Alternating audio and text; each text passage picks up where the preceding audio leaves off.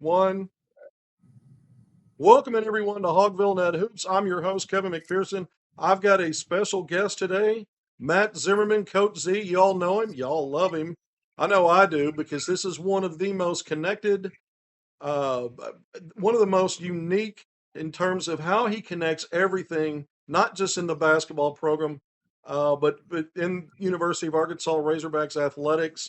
And it's a great opportunity to have Z on today. I want to thank you, Z, for joining me and being part of HogvilleNET Hoops. Absolutely. Nice to be on with you, Kevin, and looking forward to it very much. All right. Now I'm going to first off, before Matt and I jump off into this and get into our segment, I'm going to get everybody caught up on some key recruiting tidbits here. Z, if there was some bad news in recruiting, I'd give you an opportunity before I started going off here for you to cover your ears. You're not going to have to do that. Arkansas off the board on day one of the national signing period. It's a week-long early period in November, November 12th through the 19th. So it started yesterday on Wednesday.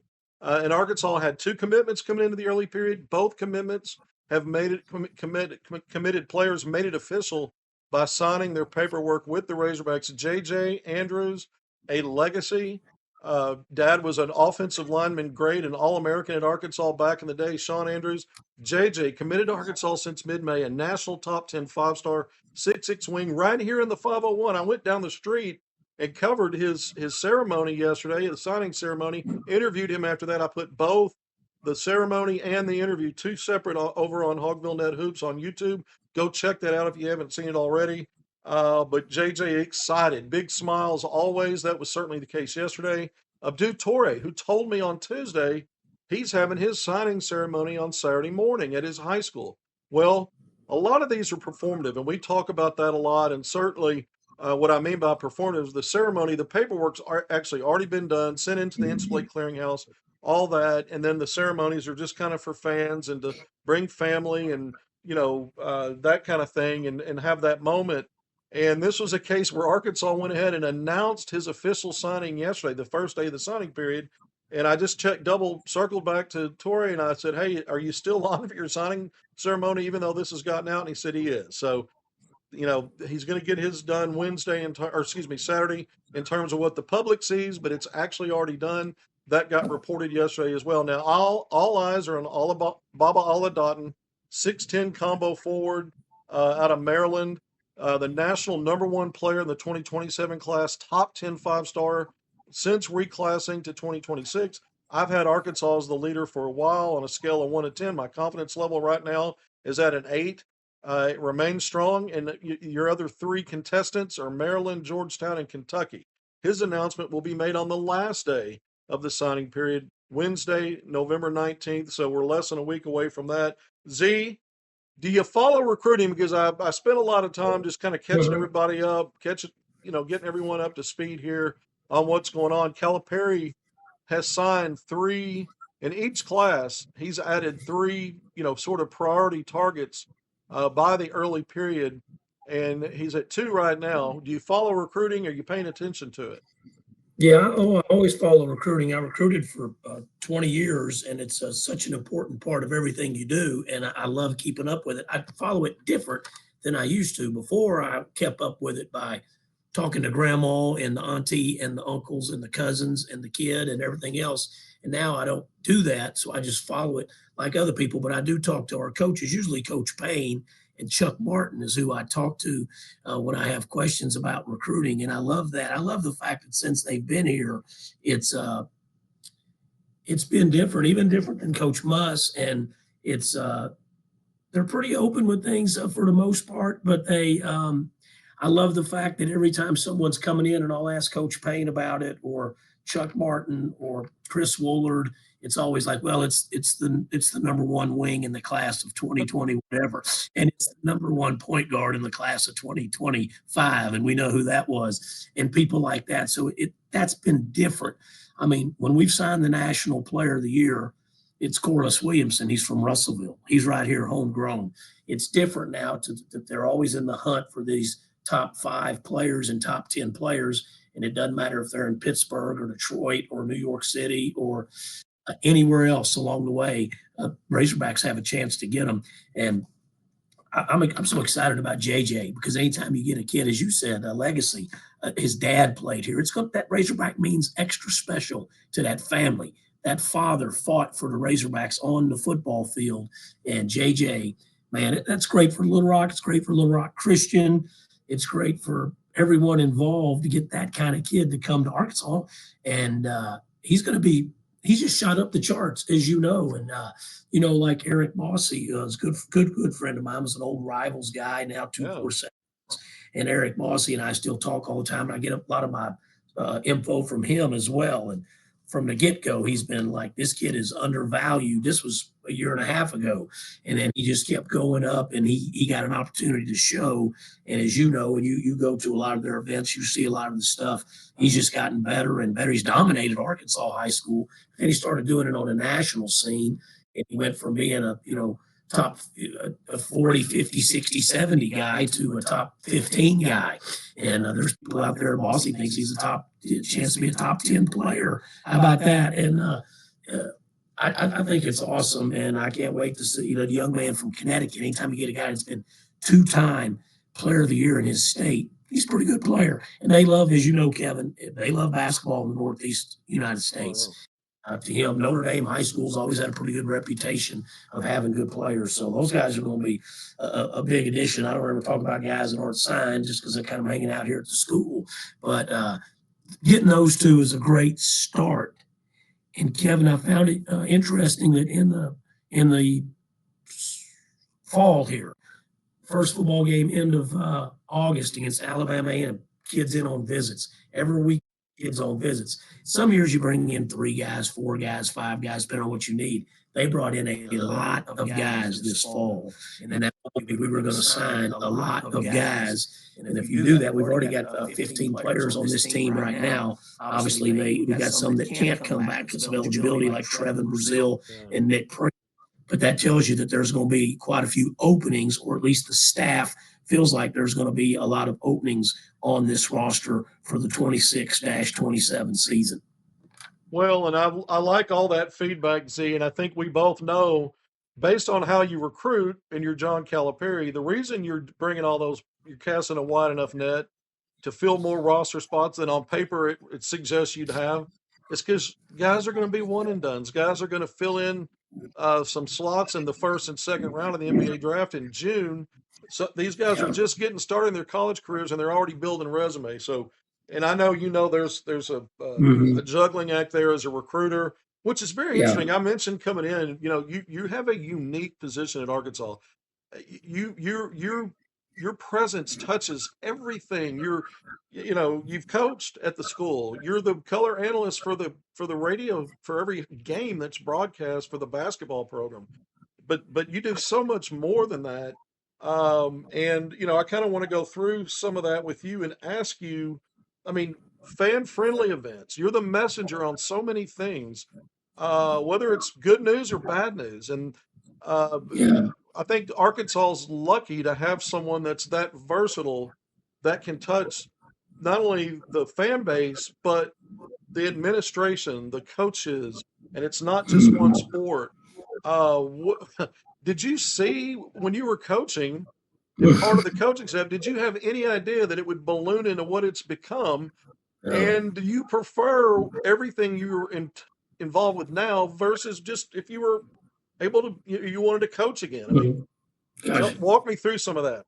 Well, thank you. Very, very nice of you, Kevin. No, it's been definitely a shock. I have never wanted to do any of this stuff. Really, when I was coaching, I just wanted to coach basketball. Whether it was a Division I assistant coach for all those years, when I loved coaching high school basketball, I just planned on coaching until I couldn't coach anymore. My dreams were to coach till I was 80 or something like that. But when we got let go, and I had not been let go in 25 years of coaching, when we got let go, my parents were outside of Morrilton, and that's my family, and that meant so much to me.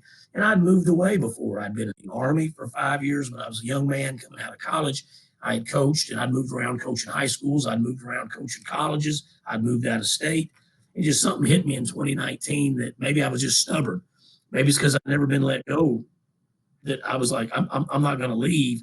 I just decided that in the jobs, I wasn't offered any SEC assistant jobs. I think I would have got one once they went to the 5 assistants. Because when I was first started coaching, there was 2 assistants, Mhm. and then my career there was 3 assistants D1. When they went to 5, that's a lot, and a lot of these coaches are looking around trying to figure out who to fill these 5 spots with. But by that time, I was already in this stuff. But my jobs that I was offered then was like UNC Asheville, and then at one time I had a chance to go to Utah State, which is a great school in Logan, Utah, and different places, pretty good job opportunities. But if you're going to go to Jacksonville University or the University of North Florida or Asheville, um, you're moving again. And I was a little older this time, but my parents were older, Kevin.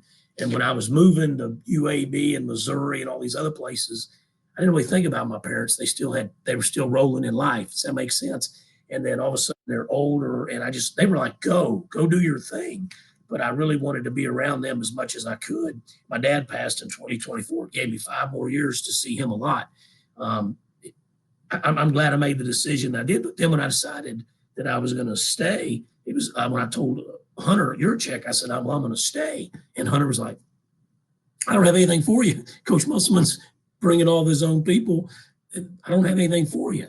And I said, well, I'm just going to figure it out, and I already had a tie into Learfield and the broadcast. And that really helped me. Learfield letting me stay here and do the radio broadcast. And then, I'm doing stuff on the football broadcast, Oh, show, and then the school starting a podcast. Chuck Barrett started that, the Razorback Daily. It's a daily short podcast, 15, 20, 25 minutes a day.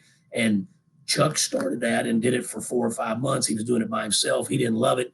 They offered it to me and Quentin Grovey. And some people don't listen to that stuff, but we have a good following of people that do. And we enjoy doing the daily because we get to talk to our coaches and our student athletes. And I really enjoy that part a lot. So just different things. I've had to make a lot of different things, Kevin, to bring it all together. And then getting hired at the foundation was important for me to be able to stay financially where I could make some more money. And now I had to go into a fundraising role. And Kevin, I'd always thought I was a fundraiser. Being a coach, you always kind of have pride in trying to help the school raise money.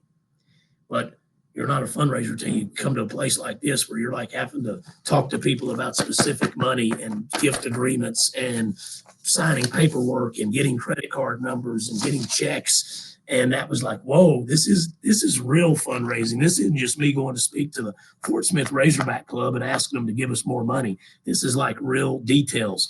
And so that was a pill I had to swallow to help make ends meet.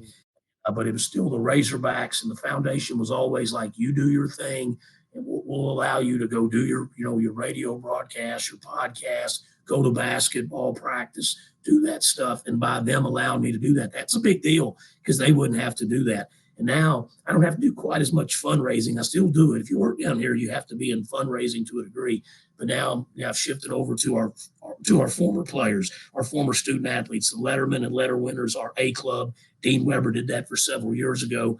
He in February of 2024. Rest in peace, a great man, Dean Weber. So I've been kind of doing that role anyway since he left. I just kind of stepped into it, and they finally they gave that to me, I guess, in September, October of this year. Hunter Yurchek and Ryan White and Billy Vitito. So that was nice. So I really love that. I love talking to the former players. Now, some of them have a lot of questions. A lot of them have a lot of demands. A lot of them are phenomenal, Kevin. Some of them are just so happy and they just want to talk about the Razorbacks and they want to share memories. So I'm very blessed for sure. And I don't break news. I'll let you do that, and the journalists do that, and that helps me with basketball because they know when I see something in practice or somebody not practicing or an issue in practice that I'm not going to go report it. Nothing wrong with breaking news, but in my role here, I just can't really be that breaks news. I want to share news. I want to talk about things that happen and why they happened, or why is Trevin Brazil not playing right now, or this or that. I don't mind any of that, but I'm not going to be the one to break it. Does that make sense? oh, So it yeah, does. And, fundraising is important. But before you were doing that, fun, let's just drop the D, fundraising. I think you bring an excitement to the fan base. You have a lot of energy. You're an Arkansas guy. You know, you're not somebody that was imported in. Not that there's anything wrong with that necessarily. Some of the Yeah. best Razorbacks for life came from somewhere else, but it helps. I think it helps. Yes. I think your energy, but you can tell. I think you can tell you love the Hog, and that comes out in everything you do. And so I think the fan base appreciates that. But you have a courtside seat. You've got the best seat in the house at every game. You have the access.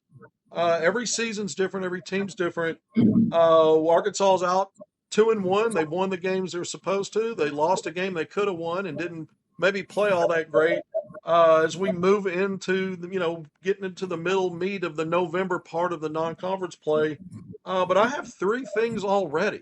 We had a Okay. couple of exhibition games. We had three so far, three regular season games. It's enough for me to be surprised by some things. I got three Okay. big surprises. These are the biggest surprises so far. Number one, Arkansas is averaging 30 3-point shot attempts per game in their first three games. All right. They're averaging 10 makes. All right. 33.3%. If you equate that to 2-point field goal shooting, it's 50%. So just the volume.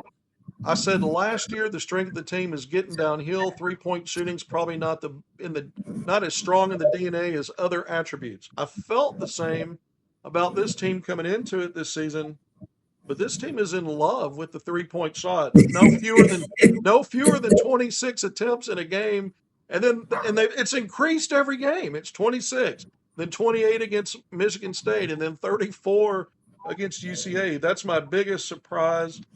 Second on the list is the offensive rebounding for opponents. It was a problem last year, but I thought Arkansas addressed physicality and some other things on the front line and guys getting older and stronger like Carter Knox.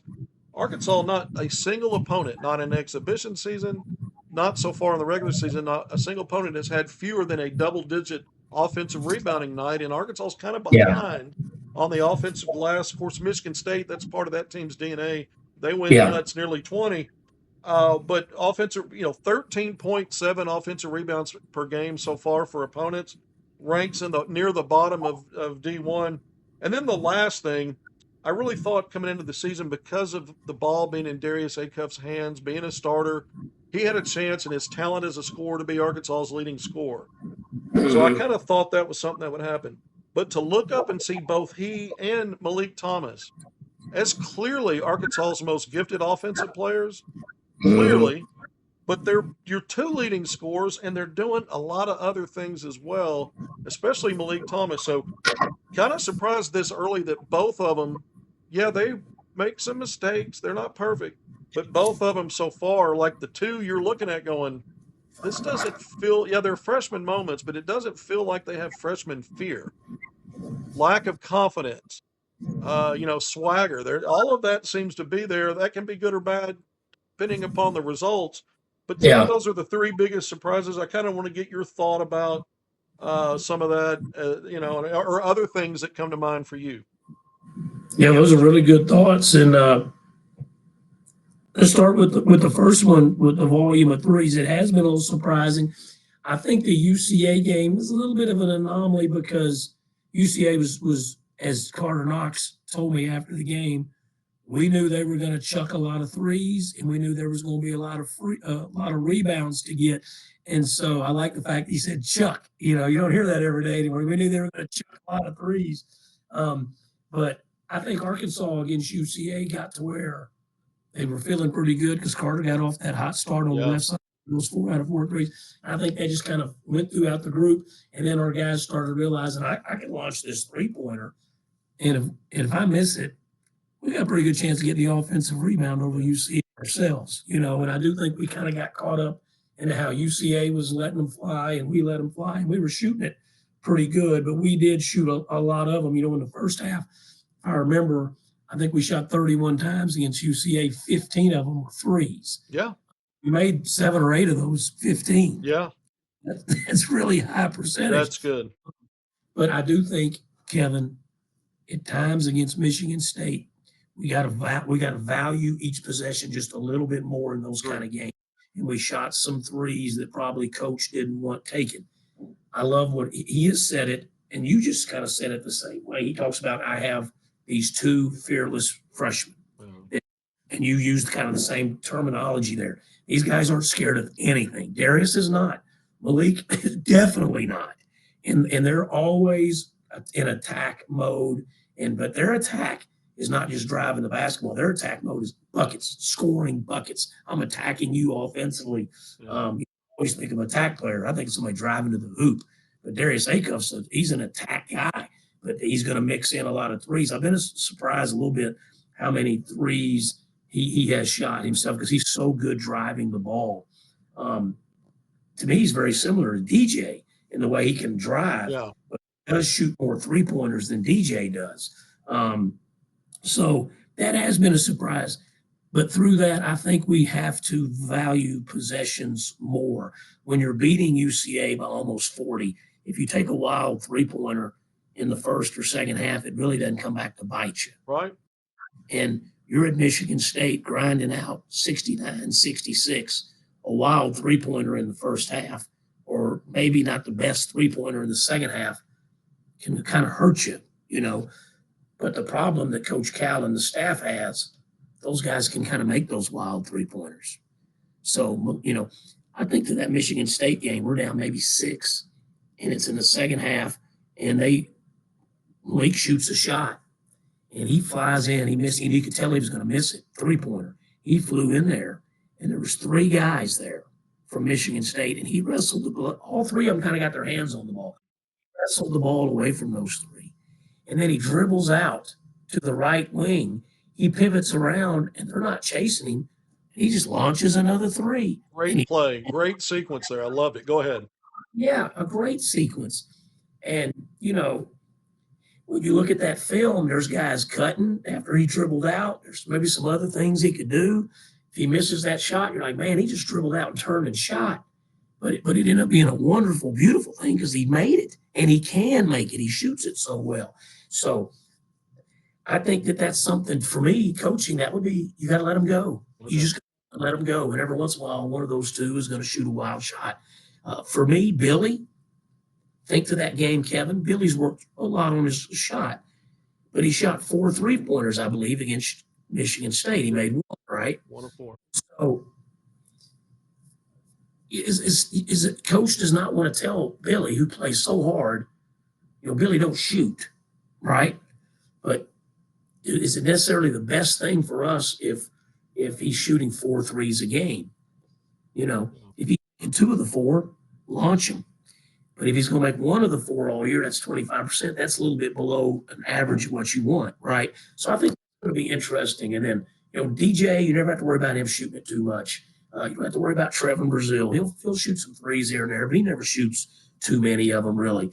You know, the only other guy that'll come in and gun a 3 pretty quick is Isaiah. You know, he sees 2 freshmen. He sees he's the 9th man. He had 2 chances this year where he was the 8th man. Yeah. Some in UCA. Yeah. Any of those 8 guys are out, he moves up to 8. Yeah. Pretty darn good thing for a young man from Springdale. And but I think that's going to be a challenge for them on those threes, but they do need to drive it more and shoot less threes probably overall. Offensive rebounds, like UCA, I mean, they shot 41, right? They missed 7. They're going to get some of those long rebounds. You're not going to get all of them, but we have to continue to focus on rebounding. I think they'll rebound better. Here's why. In practice, he didn't do this last year. He didn't scrimmage as much last year. He scrimmaged more than Coach Huss would, but he has scrimmaged more this year. And we had a way better summer and a way better fall, Kevin, as you know, because those guys were all available. You know, there in 2024, Trevin was out. Jonas was out for parts of 3 months. Nelly went out with a wrist. He was gone out for 3 weeks. And, you know, even in the summer of 2024, DJ, when he first got here, was kind of out the first couple of weeks. And none of those guys have been out. They're all here. All the available players, other than Kareem Rattel, he went for about 2 or 3 weeks. He got hurt. He's not been back on the practice floor. The rest of those guys are out there every day. And you take Billy missed a couple of days, like in September, and Trevin missed a couple of days in September. And then he missed these few practices and missed the game. Carter hurt his foot, and he missed like 3 practices, his toe, and he missed the game. He never missed a practice his first year. Yeah. Carter won. So we've been a lot healthier. But in practice, Kevin, We get to a spot in practice. Coach puts the old junior high rim protectors up there. They bring the ladder out, the managers, in case it takes them 2 minutes. The guy water and they're shooting on the other baskets. They put those rim things up, and you got to shoot a perfect shot for it to go in. It's not one of those. You can use different kinds. Like I used to use these at Dardanelle High School, the ones you latched on that ball couldn't go in. It was like a and not only was it a cover, it had different shaped cones on top of the cover. So the ball hit, you had no idea where it was going, right? And now they use this thing and it's got a little hole in it. So the ball will fit. First time I walked into the gym and they just put those up. Darius comes sprinting down the right wing in 5-on-5. They throw it to Darius. He catches it on the wing, stops just a second, launches a three from the right wing, and it went right in. And I was like, is this some sort of shooting thing? What is this? And they're like, no, this is a new rebounding tool, but you got to shoot the perfect shot. And I said, well, I've been here for one shot. That sucker was perfect. He went right in. And but it goes out 95% of the time, and he's made those guys fight and rebound. And I love it. I love that. I used that cover in different cover, and when I was a head coach, Yeah. He used it a lot. And so I think the rebounding will come, and we need it for us to be good rebounding. I think our three bigs all can rebound pretty good, Yeah. right? We need you and to rebound a little more because he's shown the ability to That's rebound. right.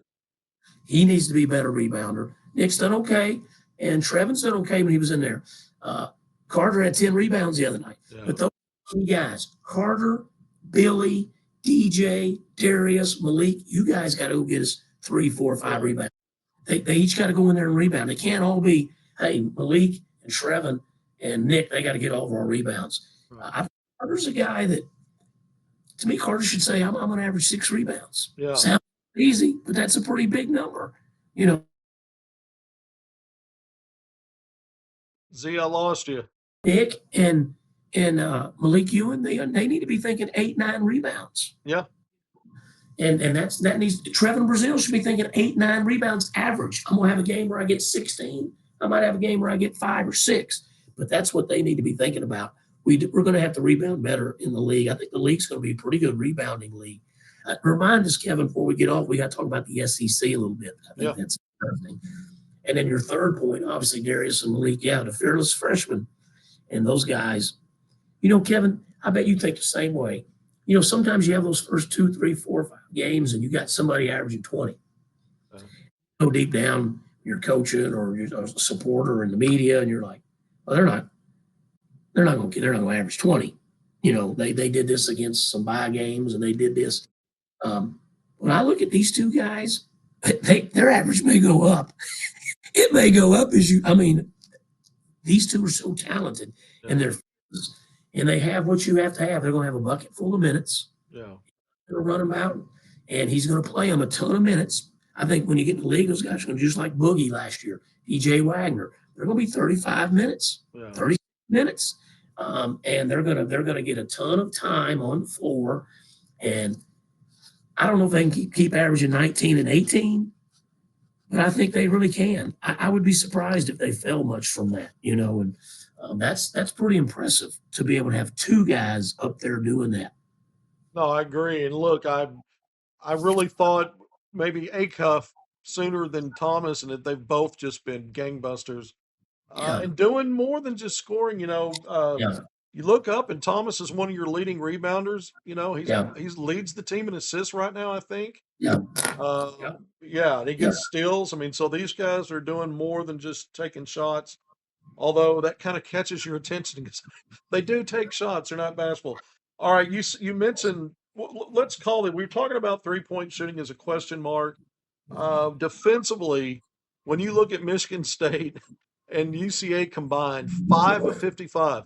So when you put all 3 games together, because Southern shot the ball well, as I recall, from 3. Yeah, they did, yeah. But when you put it all together, teams are shooting only 20.7%. That's Arkansas's 14th in Division I in 3-point field goal defense.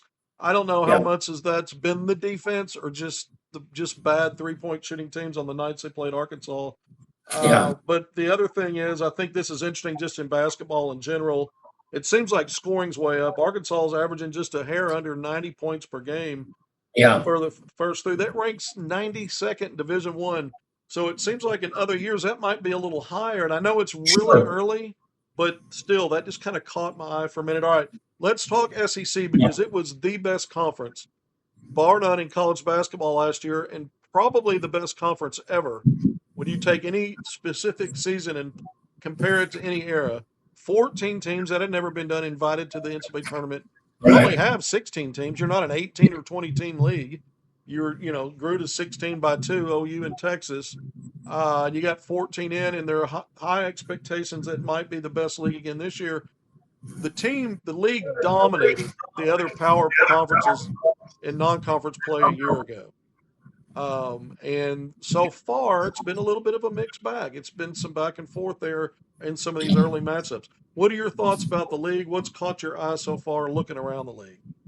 Yeah, before we jump into it, let's talk about the what you just mentioned the last year, and it was so great. And I said before last year, Kevin, and I believe it again, this is the best time in history to be an SEC basketball coach.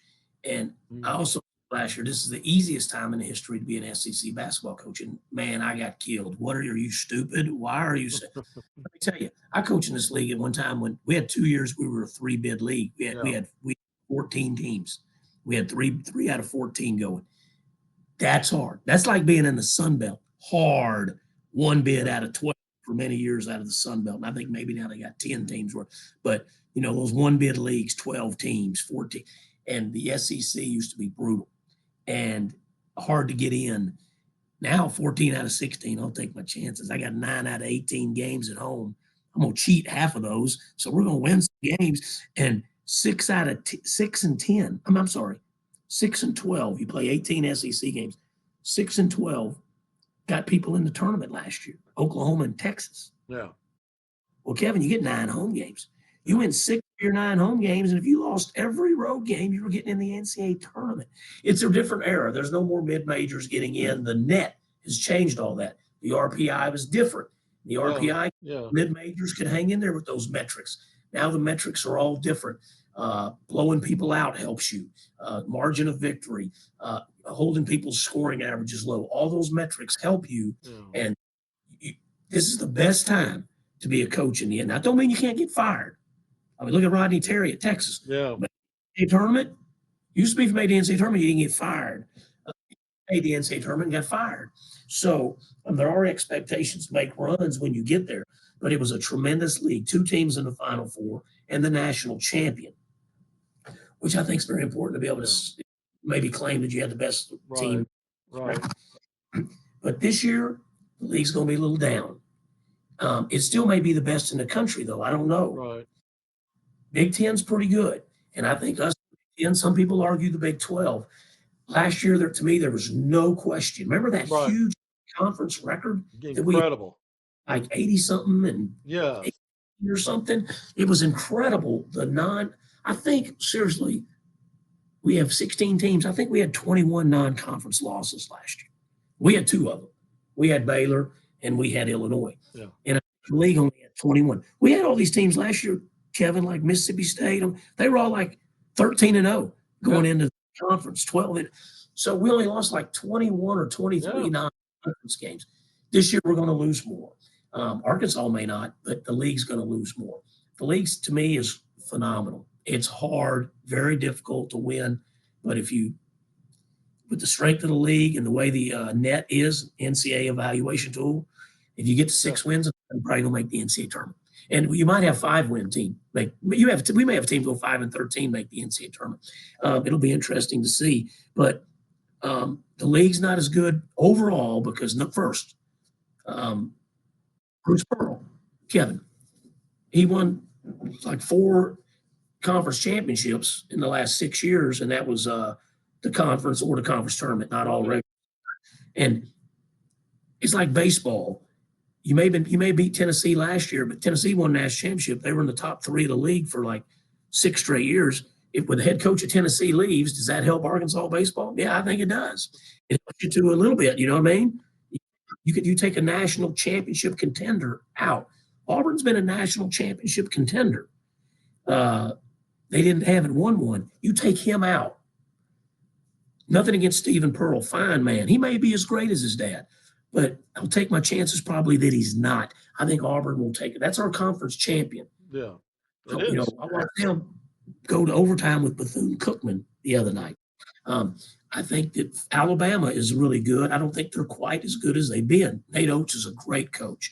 I think they're down from where they were. Florida's not Florida of last year. They're going to be good. They're going to be tough. We got to go down there. That'll be a Yeah, tremendously difficult game. But I just look at this now. A couple. I think Mississippi State will be a little down compared to where they were. But Ole Miss, I think, is a little better, and they were good last year. Ole Miss beat us twice, once at Bolton, once at the conference tournament. They're as good or better than they were. Just watch them in Memphis. You know, Texas A&M's not as good. Buzz Williams was there his traditional 5 or 6 years. That's where he stays everywhere, and then he leaves. He went to Maryland. Oklahoma State blew them out, blew their doors off the other day in Stillwater. I think they're down. I think Bucky McMillan's going to do a good job there, but he's not been in the SEC. It's going to be tough. I don't know if OU's as good as they were last year. You know, a great player in Jeremiah Fears. I just go down the list, Kevin. I'm not going on a limb. When the league was so good last year, I'm not really going out on a limb saying the league's not going to be as good as it was last year, because last year was, as you said, I mean, it was maybe the best conference in history. You could argue that for sure. yeah, And so here, just naturally, it's going to yeah, drop. And that's what's exciting for our fan base, Kevin, and for the media and the people to cover. We seem better than last year, right? We seem like a better team. And if in general, a lot of the league and the teams in the league take it just a little step down, and we take a step up, I don't think 8 and 10's in our future. And I think this, I don't know if it'll win the league, but it should be right there in contention to have a chance to win a conference. And then when you go to Nashville, like when we went to Nashville last year, no offense, Kevin, we were playing pretty well. But I really didn't go to Nashville thinking, okay, we're going to win the conference tournament, you know. Whereas now, Cal likes to win those things. Cal likes to win those. I've seen him. I've seen him hosting that trophy. I've lost to him twice in the conference tournament in Kentucky. I lost to him twice in the conference tournament when he was at Memphis, when I was at UAB. He likes to win those conference championships. Now he's not standing up on the podium for the next 4 months and talking about winning the SEC. He's trying to win a national championship. But the byproduct in the meantime is let's go ahead and try to win the SEC. And I think, Kevin, he's got a team that can do that. yeah. I agree. I do a preseason power rankings for the league, and I had Arkansas in the top 3 with a chance to actually win it. I had them finishing a game behind Florida in my projections. And I said, I'm not even sure about Florida because it replaced their top 4 backcourt players. Yeah, they got some guys out of the portal that are good, but let's see, guard play is so important in this league. Any college basketball in general, and any level of basketball, we know that. All right, so great stuff there, Z. Thank you for sharing with that on the SEC part of it. Let's look real quick at one of the things. I just want to run through some stuff. Arkansas fell 7 spots in the AP poll. That surprised me. They fell How that do far. you lose at the Breslins and then fall 7 spots, Kevin? Is there people out there that want to kind of take a jab at Coach? I don't know. Kevin, I honestly thought not that the matter at this point in the year, they really don't. But one of my nephews keeps up with all that stuff, Ben Zimmerman, and he said, "Where do you think we will drop?" This was Sunday. I said, we almost won the game. We're either going to be still at about 14, or we're not going to go up. We may be 15. We might be 16. Yeah. I don't get it. I don't get that. I don't either. I thought the floor was going to be 18 or 19 at worst case scenario, and that what you said was even more reasonable, and they fell out of there. But plenty to go, plenty of opportunities to climb that. All right, Samford is the next opponent. I plan to be there tomorrow at Budweiser Arena. I know you'll be there. I always like it when I see you. We always have a nice little pregame visit. Yeah. Well, we used to. The media now, we're stuck where we're stuck until after the game, until we can finally come down to the floor and come into the media room. Used to, we had access to all of that before, during, and after the game. Yeah, let's talk about that, Kevin, because it's interesting you bring it. Because I've been thinking about that. We had the Cincinnati, then we've had 2 regular seasons. So the 3 games we've been in, Bud, we sit in a different spot now than we've had. We're up in the stands. We sold those seats, the tables we used to have, Yeah. radio, huge amounts of money, huge amounts of Yeah. money. Just so ate up with Razorback basketball, and you're talking, add all that up into millions of dollars selling those 8 seats, Yeah. and but I miss the media a little bit because I get to visit. I go down the court and see the coaches for the game and hang out with them. I go up and try to stay out of the way. Yeah. But I don't get any visit with, like when we visited with Bob Holt back there for an hour, hour and a half before the game, 2 hours before the game. Yeah. Bob, or talking to you or talking to any of the television people down in that media room. And I'm not hitting the university. Universities having this, it kind of did away with the Yeah. mill. Yeah. And, but I was thinking about that as you say that. I was thinking about that the other night. I was like, I don't talk to the media anymore because they come in, they go up to the media perch, they've got stuff to do. And then after the game, everybody's kind of scrambling around getting their stuff done, right? You can't just stop and sit there and talk to a media guy for you can do it before the game a little, but after the game, everybody's busy. And so hopefully we can still keep kind of that bond and those relationships. Yeah. People that follow the Razorback media, it's kind of a group, that's when Bob died, so many of the media were impacted because the media it's kind of funny. You're not really saying you're a competitor because there's enough to go around for everybody. Everybody has their niche, but you are in some form of, you're all trying to share the same story in different ways, and you got to make a living too, right? Right. There's a lot of factors, but our media gets along very well at Arkansas, I think, and hopefully we can continue to all still be buddies, although we're kind of in different spots, Yeah. Well, that's why I got my technology up, Z. It's because that's the only way I can talk to you now is get you on a Yeah. podcast, bring you in. We're going to do this. This ain't the last time, by the way. I'm not letting you off the hook. We're going to get back I together love it. again. It's a good setup. You got a good setup. Yeah, Well, it's good. I appreciate that. I had help. Sanford on Friday, tomorrow night. Yeah. Sanford, an overtime win last night on the road against Texas Southern, 2-1. Got Yeah. a kid that was a guard averaging 30 a game. I think he was in the low 20s last night, but they won. So you got a couple of guards that score the ball. They got other pieces. We know it's been a good program under previous leadership, right? Yeah. Now in Yeah. the SEC, coaching Bucky McMillan. But what are your thoughts about Arkansas? I mean, I think Arkansas is going to get to 3-1, but any quick thoughts on this Sanford matchup? Well, Lenny Acuff for our fans. Lenny Acuff's a darn good coach. Okay, you better guard the back door. Yeah. You better guard like pick and pops, and you better be able to guard like a back screen and the guy that sets the back screen popping out, flaring out threes. You got to be able to be solid on all that defense. Lenny Acuff, folks, Coach Musselman's last year were at North Little Rock, Simmons Bank Arena. He's the head coach at Lipscomb.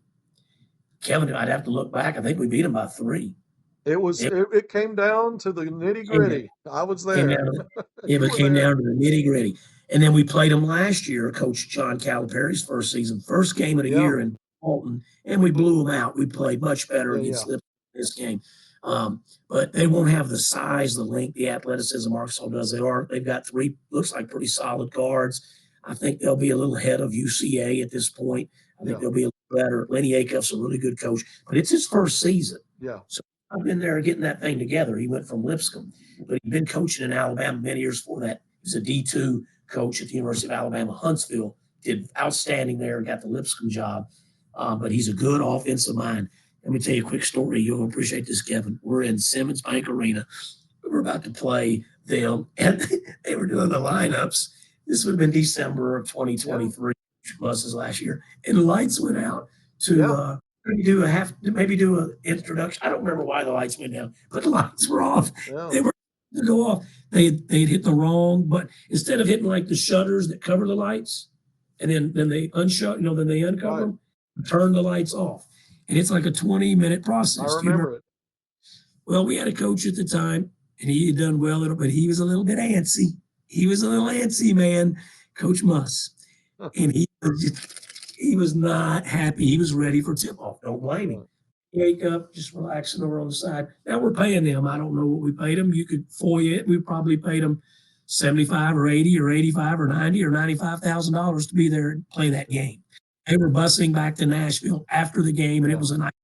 I'd already talked to Lenny, so I knew he was going to get out of there about 10 o'clock. He was going to bus his team back to Nashville. So he's just sitting there, and Coach Muss is coming over there. We were at the time we were broadcasting down by the bench. He'd come over and raise Cane about the lights, and as the lights just slowly were, it was still dark, Kevin, as the lights were barely coming on. He goes over there and he's talking to Coach Acuff, and he's not happy about the lights. And then he says, "Let's just start playing." I think everyone thought he was kidding. I knew he wasn't kidding. And so he said, "Let's just start. We can just play for it's even for both teams. Let's just play." And I thought, Coach, that's a pretty good idea. It's fine. Now, Coach Acuff getting money to play this game. We're obviously not going to return the game to Lipscomb. He's probably facing a very tough challenge to beat the Razorbacks, right? So, Kevin, if you're Lenny Acuff and Coach Muss asks you if you want to go ahead and play pretty much in the dark starting off, wouldn't you say yes? Because it kind of, you know what I mean? Like that kind of takes a little bit out of Arkansas. There's not perfect light. That kind of helps level the playing field a little bit. We're playing in the dusk here. So we tipped it off. The officials were like, "Y'all sure?" And they're like, "Yeah, lights are getting a little better here. Let's go." So we tossed the ball up in about the first 5 minutes. It wasn't pitch dark, but it was pretty dark in there. And so we kind of had a little bit of a slower start in that game, and then it was a dog fight. And we did win. The Razorbacks won the game. But that's a Lenny Acuff, Coach Eric Musselman story. It was great. One of those guys is a fan of the show and tunes in, and so it's not Acuff, but Eric Patrick That's good. Musselman is an interesting guy. Oh, And got to yes. know him really well while he was here, and Yeah. spent a lot of Yeah. time on the phone with He's him. something. Yeah. Yeah, he is something. He used to call me Yeah. on big road games, like an hour or 2 hours before the game was going to tip, and I'm like, "Okay, you're in Rep Arena and you're calling me why?" And he goes, "Well," that's, he goes, that's, "On the that's days an I call," honor. he says, "On the days I call you, we win." So I think Okay. so we had a little run there, and then on big game days on the road, and then I think it was Tuscaloosa, and Arkansas lost that game, and that was the last time I heard from EPM on a game day on the road in a big matchup. I guess he was superstitious, so that was we had a lot Yeah, of that's fun an with a lot honor. of things. Yeah, that's an honor for him to call you like that before a game. But you look back at his time, 5 years, didn't win the league, didn't win the league tournament, but finished second in the league once, finished fourth in the league.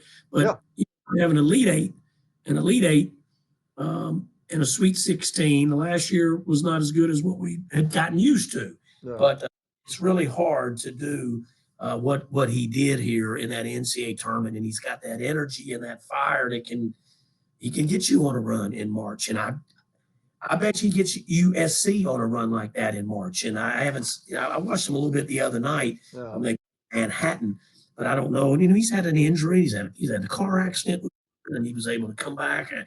He's had to go through some adversity out there, and hopefully he can get enough players Yeah. overcome that, because it's fun when your coaches that you know or have a relationship with are winning. It's always good. So he loves that beach out there, Kevin. He Oh, loves that beach. And that whatever that big walkway, that causeway or whatever, that big cement slab that everybody rides their bikes and out there on Manhattan Beach and Redondo Beach. It's Mike Neighbors was out there this yeah, from April through September, and he was in Manhattan Beach. How about this? Two former Razorback head coaches that were here together, both in the same sport, yeah, women's basketball, and they end up like literally living like 300 yards from each other in right, Manhattan Beach, yeah. and they would each other on that So board. So when Muss says hi neighbor, he's not just referring to his name, it's literally his neighbor. Yeah. It's funny you mentioned that scene because he'll out of the blue send me these little personalized videos where he's on his, he's a multitasker. So he's on his Yeah. exercise walk on the beach, and I get these videos pop in, and there's EPM got a little personal message for me. Always positive, always fun. Yeah, that's And great. man, he had success. He had success Yeah. here, and that's a big deal That was because still a it's surprise. Yeah, he had great success. You said it'll always surprise me. He's a West Coast guy. He loved California, spent so much time in San Diego. So I get it. But Arkansas is such a great place. It was still a surprise when he left to go to USC. And but just hopefully it works out great for him, and that he enjoys it. Main thing is to be happy, and I think he is happy. All right, so I have kept you on here for so long, but we cannot say goodbye without paying tribute to two men important to University of Arkansas athletics, especially the basketball program. I know you know all about that. I've been around an in-state guy my whole life, covering the Razorbacks, Mhm. but a fan before that. Dave England and Mike Nell. I just wanted to get you to weigh in, Z, on what those two meant and passing on recently. Yeah. Well, thanks for asking about them. And it's been very difficult. You know, the Monday that we were in Memphis, we got word that Dave, I knew the week before that he'd been kind of feeling bad, and he didn't come to the 1975 Cotton Bowl Southwest Conference Champions reunion. Wasn't feeling good. So I was a little worried about him, but I didn't think it was just didn't think it was life and death type deal. And then on that Monday, we're in Memphis. I'm at the Peabody and get the call from Billy Vitito that, hey, Dave's it was a brain aneurysm.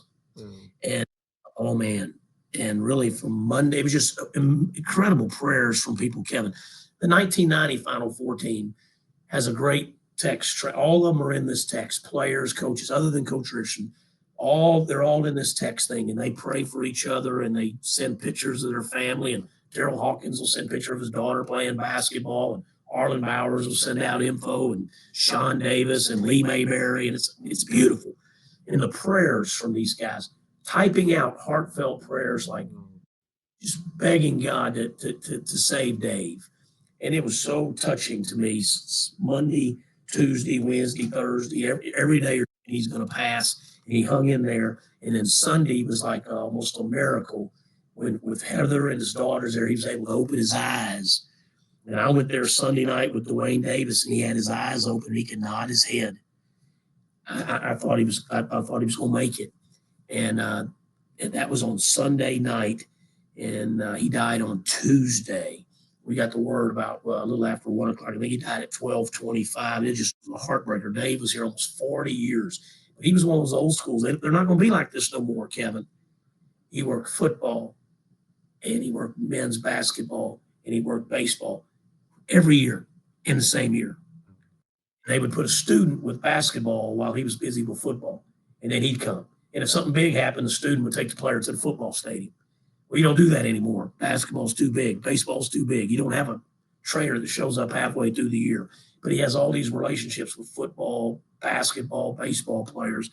And it hit us. And he was only 69. And I was hoping Dave had 20 more years, and just feel terrible for him because he has granddaughters, his daughters that he loves, two daughters he loves very, very, very much. I'm just heartbroken, but hopefully he's in a great place now. And for his wife, Heather, and the family, it's been very sad, but it touched so many of our players and coaches. I called Coach Richardson and told him, and I could just hear it, and it tore him up. And Coach Anderson was with him longer than anybody. 17 years as an assistant, 8 years as a head coach, 25 years that he was on coaching on the staff, and 25 years, quarter of a century. Just the pain in Coach Anderson's voice of Dave dying, because we were just holding out hope he was going to make it. And then Mike Nell had been sick. And so we've known, the last probably 2 years it was coming for Mike. He used to always be at the games and talk to people in the seats right there. 29 years he called Razorback basketball on the radio. A lot of people watch it on TV. We get that. There are people that they're in their car, they're going from point A to point B, or they listen to that radio broadcast. There are people that'll turn on the radio broadcast to listen to the homers instead of listening to someone on television. And so a lot of people listen to Mike Nell. I know I listened to a lot of games where Mike Nell was calling it. I remember an Arkansas, Kentucky SEC tournament game where I was on a school bus and we had a portable radio and we're listening to Mike Nell and Rick Schaefer call the game with Arkansas in the tournament. But Mike loved the Razorbacks and was a great voice. He was an old television guy, Kevin, 40-29. He was an old TV guy, and Mike Nell was great. And he passed away. And he was getting up in age a little bit. So hopefully he had a great wife. Gene Nell was our spirit squads coordinator for years, and his daughters, and just a good family. Everyone loves them. Miss Gene, no one says a bad word about Gene Nell. So thoughts for all those families. but it's sad for our players and our coaches that were around those guys all the time. So Razorback, that was we found out Mike died after the Michigan State. I get on the bus in East Lansing. Chuck's already on the bus, and Chuck said Mike passed this evening. So that was a Tuesday to a Saturday. So 5 days, Yeah. 5 days. Two long time guys that. And what's sad for me, Kevin, is when they pass. We talk to them all the time, and you hear the stories that they would tell, but you don't get to hear them no more. And so much Razorback history and Razorback basketball goes with them when they die. Yeah. It's a great point. It's always great to remember those because those are legendary names in the program. They're not new Yeah. to anybody. And certainly you're building a legend of your own. The fan base loves you, and you're so spread out right now. It just continues to kind of mushroom cloud and grow for you, snowball in a good way. That's a credit to you in the service you bring to the university. So, not everybody always understands off the court when they're watching their teams that they love. Sometimes we take for granted the people that help deliver the message. And I'm not one of those, Z. I see the quality. That's why I had you on. It's why I like talking to you. And I appreciate you being here and going nearly an hour with me today. I have a tendency to be long winded and drag things out. And so I That's great. apologize for cutting into your day, but I appreciate you. And I think those who will watch it hopefully get a lot of good stuff out of it. Absolutely. An honor to be on with you, Kevin. I enjoyed it, and looking forward to the rest of this great basketball season. I'll see you in Fayetteville at Bud Walton Arena tomorrow night, my friend. Sounds good. That's Matt Zimmerman, Coach Z. This has been HogvilleNET Hoops. I'm your host, Kevin McPherson. If you've done it already, please hit subscribe, like, and share. Turn the notifications on. It's recruiting season still, but it's basketball. I always say this, Z, 365 days a year, plus one on a leap year. And that's why we do these shows almost every day. Until next time, thanks for being here. Be great in all your endeavors. We'll see you soon.